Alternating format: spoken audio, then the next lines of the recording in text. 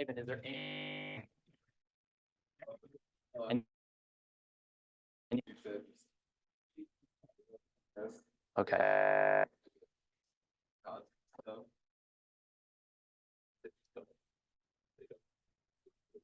Okay. I'll cover too, maybe a little bit about what we do as a team to lead.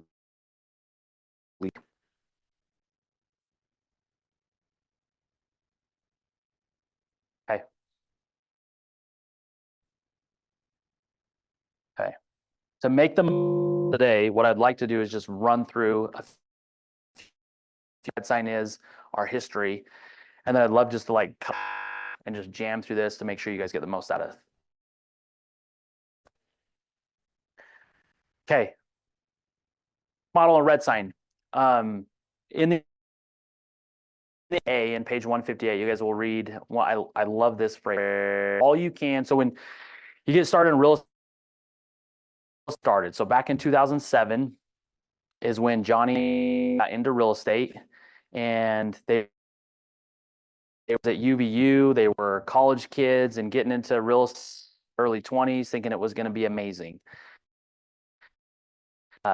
Shortly later into the next year in 2008, but this paragraph, you do all you can do. You go as far as you can get, and when you can't go any further, you look for help. Help should come in the form of a talented person.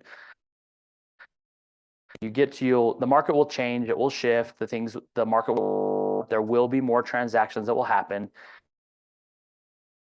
I know a lot of you guys are not in a situation to like go hire an assistant right now, and so I won't spend a ton of time on that today, but an organization model, that first hire tends to want to be someone that's really talented, that will take things,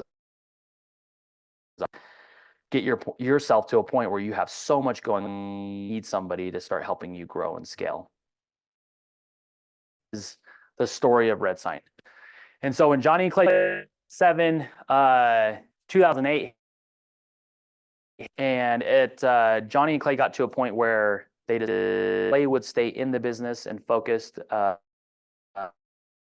Johnny was better off having an opportunity team leader and run that area of, and Clay was better suited to be kind of the rainmaker on Red Sign. And so Clay, they put their heads down for the first stuff. They did a lot of foreclosures, a lot of short sales, and finally got to a point, change. They got to 2012 to pick up. So as you can see, like Clay by himself, closings 61 in 2012, and in 2013, the end of 2012, Wilson. So Cameron Wilson was the first hire. Clay's kind of assistant TC admin. And that next year, you can see with Cameron and Clay, 116 transactions in 1 year.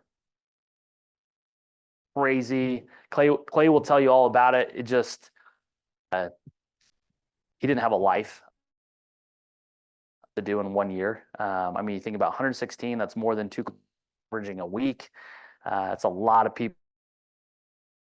So the need and just that jump from 16, which obviously Clay was already doing a bunch, was the difference from having somebody that was an absolute great hire from 61 to 116, almost double where the first person was the right person.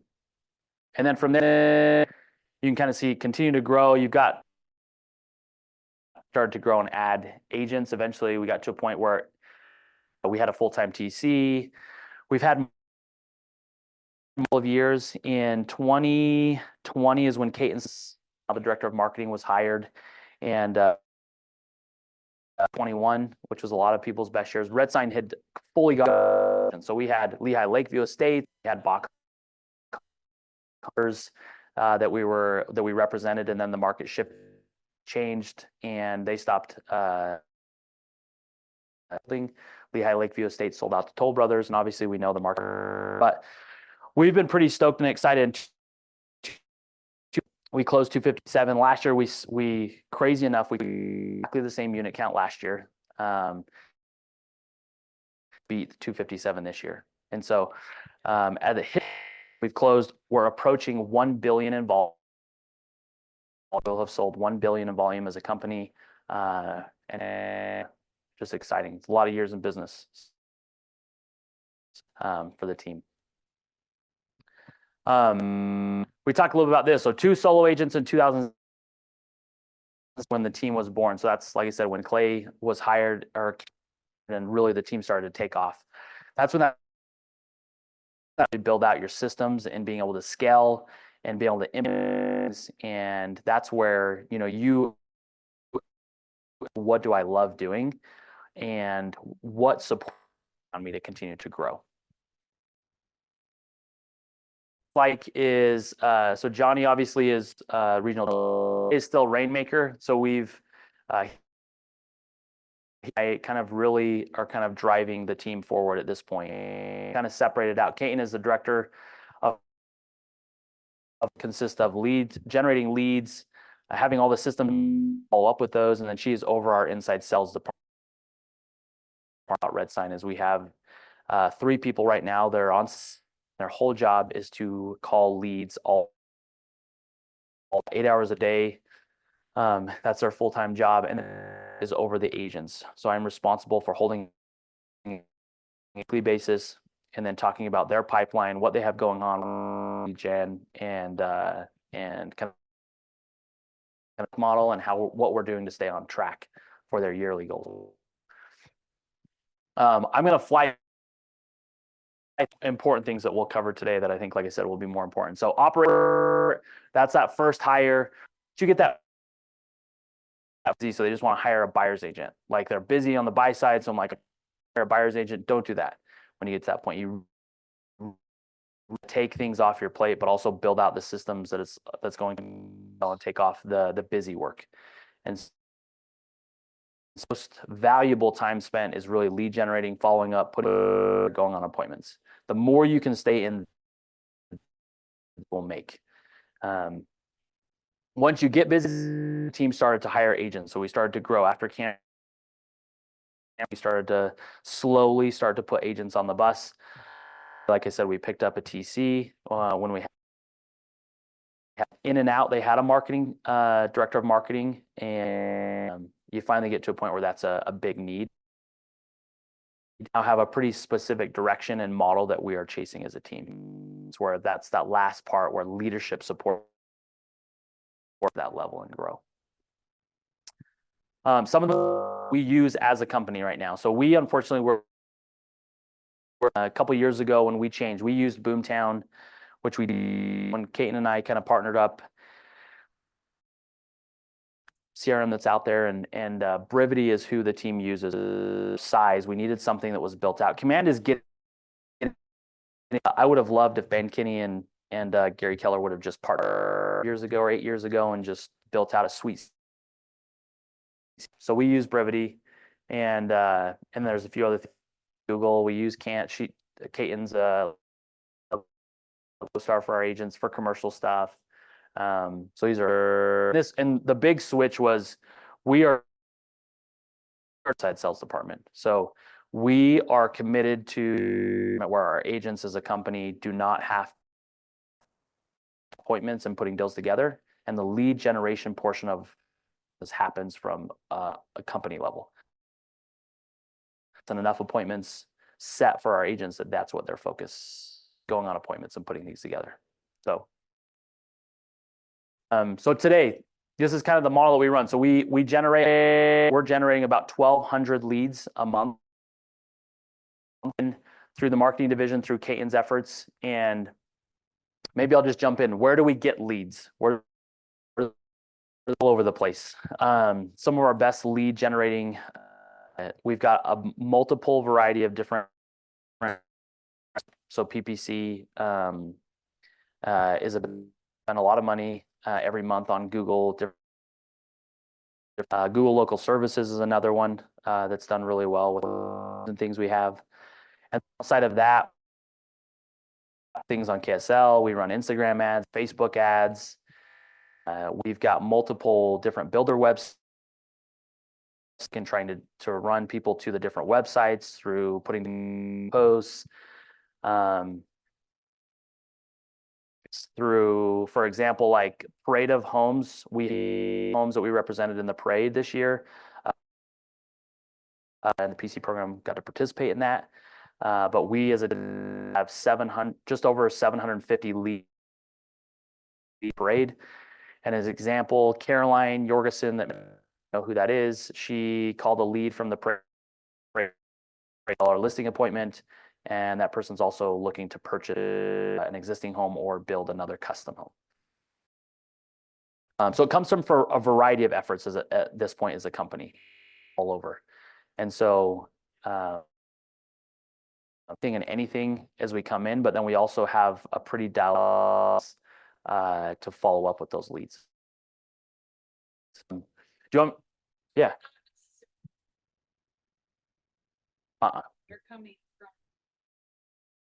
We don't do any outbound calling right now. So we're not doing cold outbound calling by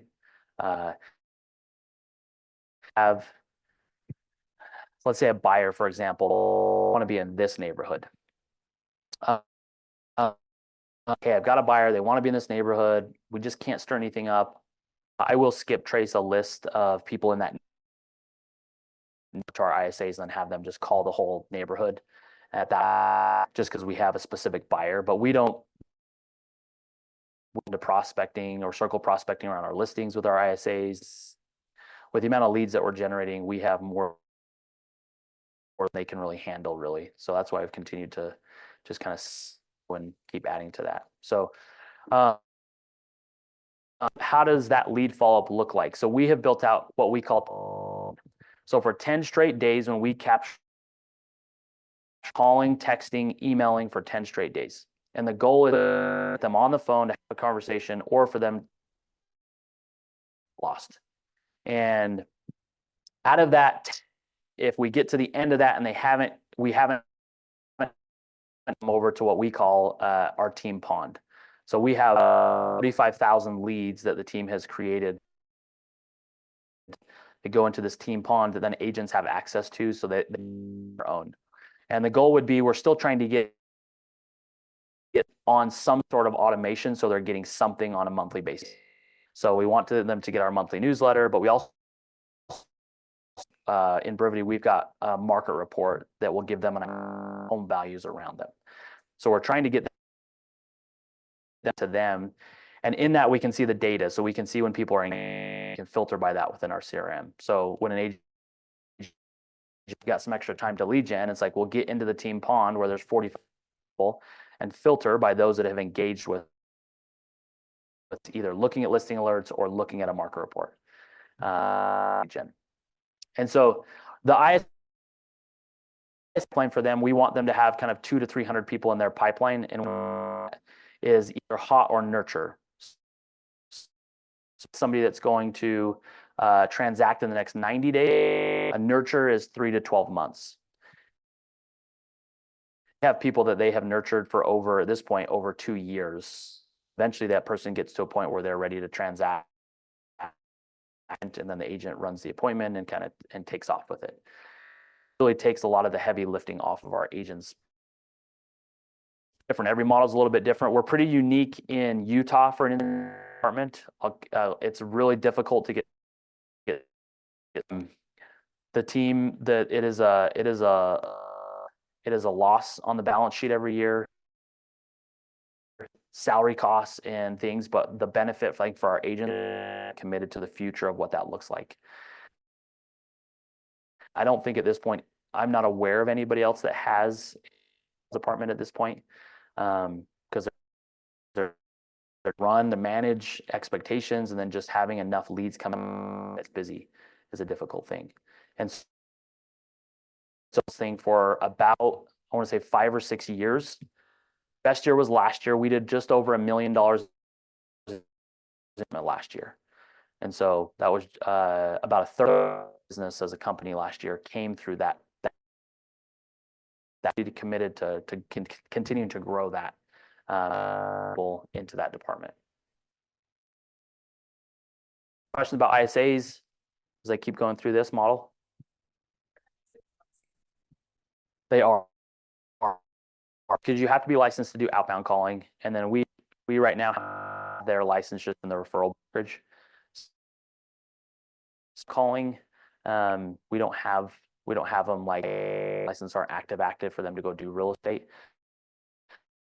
Money, like if they have somebody in their database they tee up, then we'll roll fee on it so they make more money.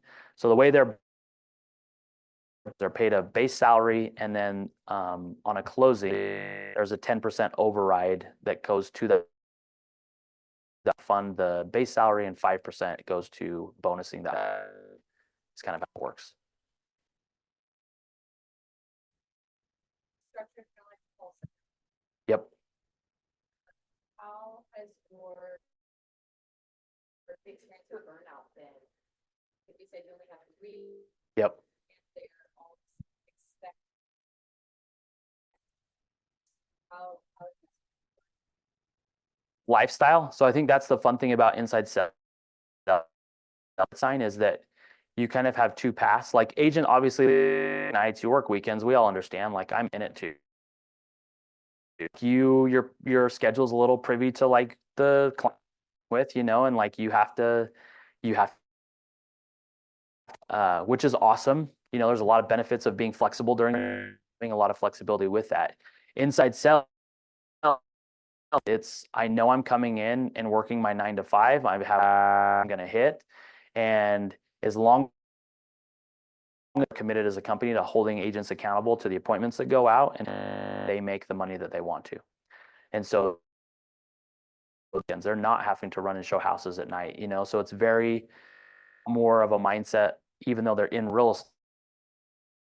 I show up, I do my job, I go home, but I'm not trying to make dinner while I'm also trying to take it's coming in. Like we know that when leads come in the evening, the ISAs will get to it the next day. And we've got some opportunities for come in, but our fail safe is that our ISAs are gonna put them in pain, whether an agent gets to them or not. Yep. It is. And that's, I think, our commitment too, is just that we continue to grow, and that it's a place where people can make great money, but like just steady Eddie, come in, do your job, but door, if you will. It's here. Yeah, we wouldn't do in person. And I don't think we'd get as much out of people if it was remote environment, and especially where. So I still think, and that's an environment where there's a lot of from being together. It's like you said, Priscilla, like when you come to the office, I'll get jazzed up. Like you're like, all right, I can do this. Like even and we all go through as agents, you go through spells where business people that are in it and doing the same thing. I say, when they're struggling or they have a week where they've only set around those people where you can talk through and bounce off objectives with, so you can get picked back up and then keep hitting. So any other questions with that? Sure.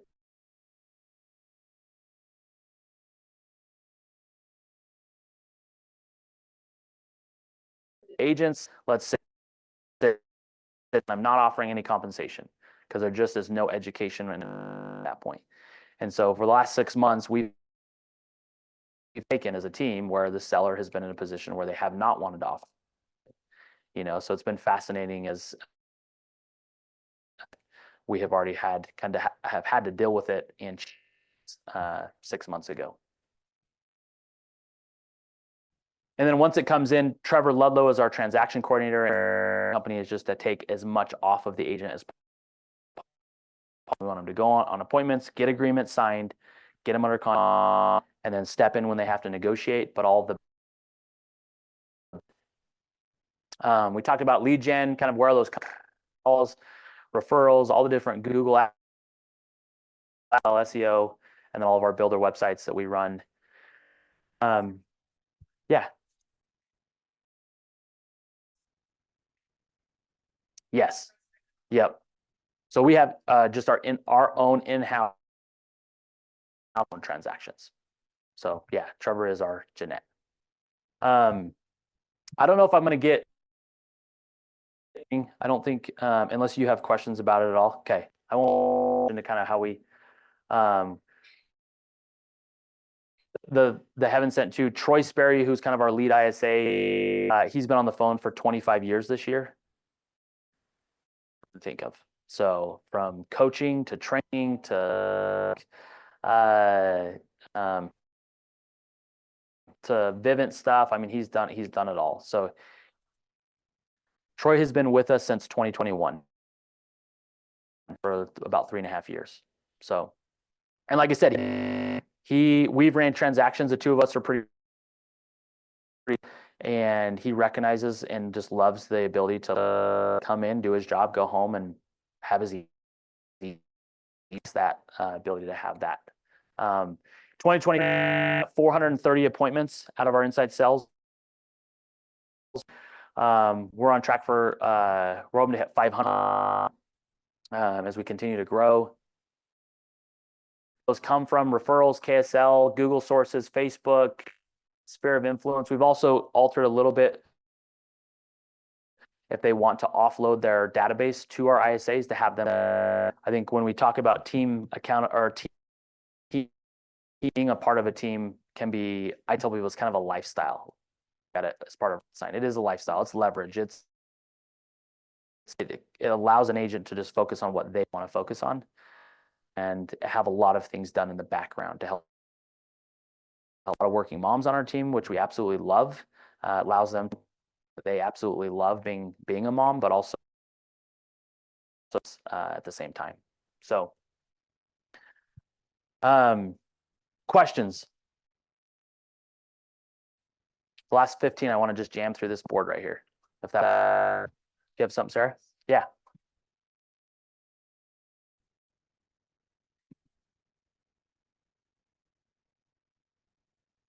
Like a VA. Yeah, I think we talked about the beginning, the MREA. And I think the one nice thing about a virtual VA, obviously the cost of it is way less expensive as an assistant.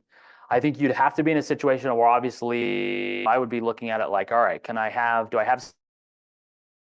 for that person set aside, because I really think when you start to hire, it does take, especially that first assist for your life, the time that's needed to sit and train the person and things and get them working at everything. So one, if you've got the ability to fund it, I think that's the first thing. Two, I think it could be a great option if I think a lot of people will get an assistant or a VA, and because they're not face to face together all the time and it's remote, so you may be paying them for 40 hours every month, every week, but you're getting enough time with them, holding them accountable. As a company, we have one VA right now, like Ritz, that runs a lot of our back end, sends a lot of different, because Kane's created all the graphics and templates and be a way to help scale and take things off your. So when you first get into real estate, I would do as much as you can, get as much business as you can going, and then the level where you need to put something in place to help you continue to. But I think it's a great question. Prevalent like 10 years ago when Red Sign kicked off, years ago, like these virtual VAs and the three of them cold calling and texting in my other business, and like they're great. They're wonderful things if you're spending time and holding them. The one that drives that. So she meets with our VA. She's constantly reviewing kind of work, a task list of priorities that need to happen. And so she'll update the week or the month and what's most important for us in the business. Then we're always putting things on there and keeping and making sure we're maximizing time spent with that person. We talked a little bit about leads. Maybe I'll divvy those out to agents. I talked a little bit about those. So how do we divvy out as a company ISA appointments? We have there's multiple ways that we've tried to do this. This is why initially it's like, all right, where's the appointment at? Who's closest to that appointment for personality, which are always going to be, but then as we continue to grow and scale, you also got to have we've got to hold a standard in place. And this has been and so we look at a couple different ways. Where are they at? Where are they located at? what's the personality, who will connect with them the best.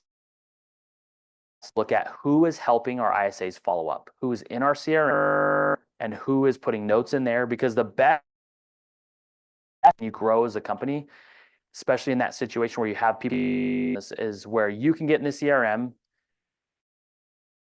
by somebody else with a lead. Because when you can call and say, hey, Kylie, it looks like I can see that you and Speak and you guys chatted a little bit about some of the homes we've been sending you, space and see, what are your thoughts? What are you like? And when can we schedule to go out and see some homes? And so when we get and just look at notes and connect from a previous follow up, that's where inside sales and the system we're following as a company becomes magical. We've now implemented 2-week probation if they're not updating Brevity appointments that they're being sent on. Then there's 2 weeks of probation to get their CRM back up to where to then be back in see future appointments. And so outside of those appointments directly from ISAs, we have agents can jump into at any point and call through and try to work leads and set appointments out of this. Yeah. Yep. So our agents get the deal done. That's the hard thing. Like the base salary is some great living as an inside sales agent. So we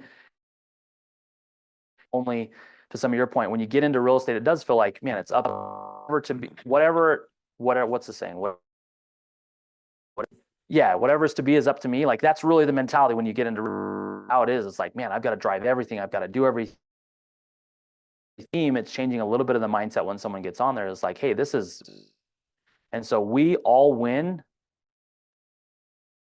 When we win, everybody wins. And so our inside sales agents work their butt off. But the more that we get agreements signed and get that golden ticket and then contract, the more excited our inside sales agents are to go out and work. Because we all know, like getting on the phone some days is like, man, I don't want to make the phone calls. Like, it's going to suck. And so as an inside sales agent, excited and hungry to go get the deal and get it done, it just been more ready and willing and able to get on appointments for our agents. So we used to do it off of like a database or DTD2 and an uptick and a benefit by just putting feet to the fire and just saying, look, you just don't get any, like it's just black or white. You're either going to be in the CRM in there or you're not. And if you don't, that's okay. Any more appointments. Like daily, last week saying.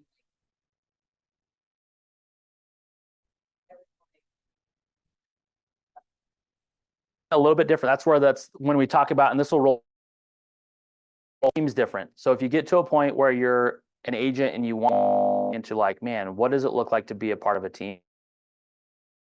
I recommend that they meet with multiple teams. Every culture different, every value prop's a little different. What they, how much support that you get is different. And so understanding, what are you going to do to help? For red sign, I don't have a strict regimen agents through. I believe that our agents, and we as a company want to have every tool to be. I don't require them to be in the office. I don't require them to. We do track things, so there is obviously in the CRM. You're not making your calls, like you're not going to get ISA appointments, and so there is things that you don't get access to. We have quite a few working moms on the team, and so our culture is, I think, in the fact that I think they're different, and I want to still obtain those things as well as run a sales business for each individual. And so I still meet with our agents individually every week, and what's going on in life. Whereas we'll look at pipe. We'll do pipeline policing. So noticing, hey, I couple leads in here that haven't been called, or you haven't put notes in here. And so we're working together to make sure they're on track to hit their goals. So we'll build out a model all the way down to how many calls every week to make sure you hit your big goal at the end of the year. And you want to tie everything back to. And with that, it's really because with that amount of deals or that number, there's got to be a driving going to get you out of bed every day. That's going to make you do the hard thing. You, as in a sales environment, you've got to remember that, like, I'm doing it for this. So when you go through those hard stretches, you've got to remember what business, why am I doing this? And that's got to be at the forefront, help motivate you and keep you disciplined. So every value prop's different, but I would look into it. As Red Sign, I love the setup that's here at KW because I love the PC program. I love that now we obviously are tied. He's been with Red Sign. And so the ability to, like, I think that or agents jump into the business or just go to a brokerage. And so I think it's valuable to sit down, be able to get your belt, know what you love and don't love it. But from there, be able to evaluate, like, all right, if I was to join a team, what would I want if I was to look to do that? And what is the team going to do to help me accomplish in my business? And that's how I would look at it. You're supported and can go accomplish and do the thing in the business. Okay. As far as maybe I just touch on Red Sign's value prop. Like I said, we've got an environment. We generate a lot of leads, which is important. So we do a lot of events. So we're constantly doing things and finding ways value to our database. For me, that's a big, always about real estate. Understanding that people in your database aren't going to, for on average, 7 to 10 years, is under potentially quarterly calls for a decade with somebody, like, to find ways to provide value to the relationship. 3 months and saying, hey, you ready to sell your house? Like, that's not what I want for a decade. But it's, hey, do you know what's going on with these events? Do you know I've got a great insurer, love to save you some money. We're tracking right now the closings from the start of 2022 to right now on the buy side. And so we want to not only have conversations now with helping people lower their, but when the time comes, we want to be the person who calls them and says, hey, did you know your interest rate is enough for you to save a couple $100? And I want conversation and provide that value. So we have systems in places to do that. And so that's really our focus as a team, is to help about. And doing events is a big, okay. With our agents weekly, keeping them motivated is hard because things in life that cause us to be motivated. Like I said, I think I try to focus really on the economic model that we built out, what their big why is. People focused in on why they're doing the things they're doing. In life, for example, there's an agent on our team who the big goal above all wasn't business. Like, the big goal was for this person to go. And so for the last year and a half, like, that has been the focus. And so, yeah, we've chatted about that, but we've also chatted, like, the gym, like, that's been a focus. And down, like, over 50 pounds is totally crushed. To him being more motivated in life and in his business, excited about what's going on, because he's also gone in this focus he had, which that to me has been awesome. Could he have gone out and sold a couple more houses? Has that made a bigger impact on his life? Yeah. So, like, during that coach and meeting one-on-one, it's not always for me. There is things that people go through where my role is to help understand every aspect through some of those things. Because the sooner that somebody can get through a struggle, they're going to show up at a higher level in their business. And take 10 or 15 minutes and chat through. And sometimes agents, you turn into a therapist a lot of times to people. In a team, like, sometimes you have to sit an agent down and let's just chat. What's you struggling with? Why are we not showing up on? And how can I help you work through some of those things to make sure that you can show back up at a high level? Because I else in your life is going to win, and they're going to get to participate in. So that's a big thing for me. Lead follow-up events. We've follow up 10 days of pain events like for us. The summer, we've changed things up a little. Office will do the water park, which is great. Fun success in doing big giveaways. So the last 2 years we've done giveaways. So for example, we gave away a gift card, Traeger smoker, and an e-bike, and we set it up reverse bold. So our database had to call our time to get entered in, and if they gave them a referral, then they got and so that was kind of a fun thing. Engaged, and then the person got to pick whatever they wanted out of the three. Oddly enough, we gave each one of the three items a winner. Picked them. We thought we may give 3 Traeger smokers away, 3 e-bikes, but we gave all 3 of those. And was fun for our agents on the team to give it away to their database. Fun one.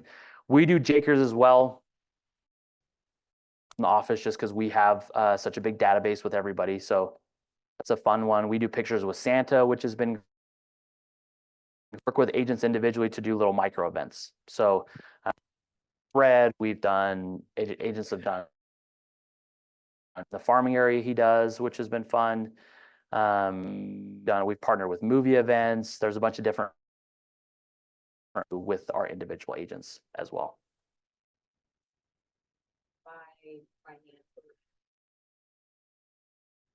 A lot of it we run off of partner is part of it, and then we run a lot off of kind of splits. And so we are a 50-50 team as how splits work. And we'll look at it that way. Depending also there's a level of just production. Depending on the agent level production, some agents, they just want to go do their SOI, which is great. So and that's really try to focus on how do we help that agent build that pull out as much business as possible. So it depends a little bit on the level and also just kind of what they're doing in the business, but we handle it where it's kind of split up the same way, where we'll cover 50% of the cost at a minimum because that's the way we split it. Transaction making from ISA, it's still get percent split, or how's that? We're a 50-50 team. ISA is the agent pays 10% ISA appointment. And so they split then becomes 40% to the agent, and the ISA 50% to Red Sign. Things, because I got on one really, but I got hired at the same time. That's been the fun dynamic. I'm just an agent, and year to date, I have almost pulled one referral closing for. And because you've got to realize, like, they're on the internet for somebody to help them, which means they don't have anybody, friends and family don't have anybody they know and trust. And so the opportunity for ISA appointments for our agents, if to go get future business out of that. And so I've really just utilized the promise script, gone back to that and asked for referrals. And fun thing, if you pull out a referral from that closing, that's 50-50 split. So I always looked at it when I got on the team, was like, can split the first deal at 40, and I get out of it. One, I'm building my database, I'm adding people to it. Your business will always be the ones you do business with. So I'll add another piece of business. I've essentially got 100% of a deal from prior to being on the team, and I think people that are going to be great referral partners.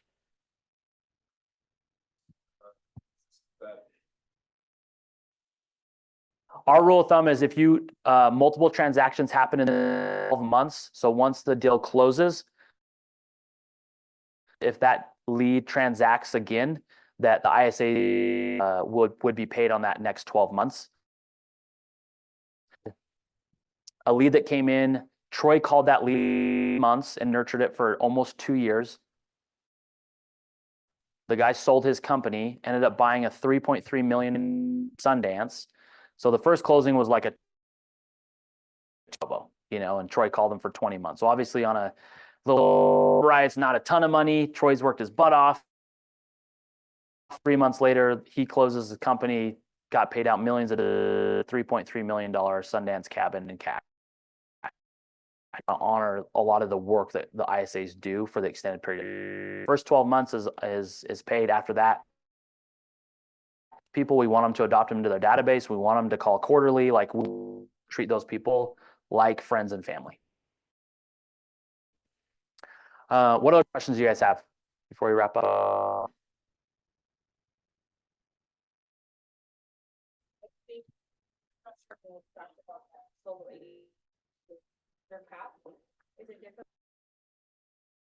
Great question. So the cap of the office is 18,000. 15 goes to the office, 3,000 team. The 15,000 gets cut in half. So you pay 70 office and then 3,000 to KWR. 10. Yep, 10,005 is what you pay. 100. What other? Has this been helpful? I think there's my contact info. For example, Kylie, she was working a deal on a phone call yesterday. I'm happy to help with any. I think having an abundance mindset is something I've learned in life to go around. I've experienced a couple different businesses, and I'm always happy to help. I think I've learned that I'm only where I'm at in my life to get to where I'm at. And so know that if you help you guys with anything, call me, email me. Happy to jump on a call. Whatever I can do. If I can't get to you, I promise I'll get back to you. Continue to grow your guys' business. I think as a company too, as Red Sign, we are an open book. Where they're at because they have figured out all on their own. I think you'll recognize and realize we don't do anything until somebody else. And that's really how Red Sign's got to be where they're at. And I feel like we owe it to other people to grow a business that however we can help support, I'm happy to do it. Okay. Coming today. I was worried with org model. I didn't know how many people would come to this. A little worried with the title of this. So,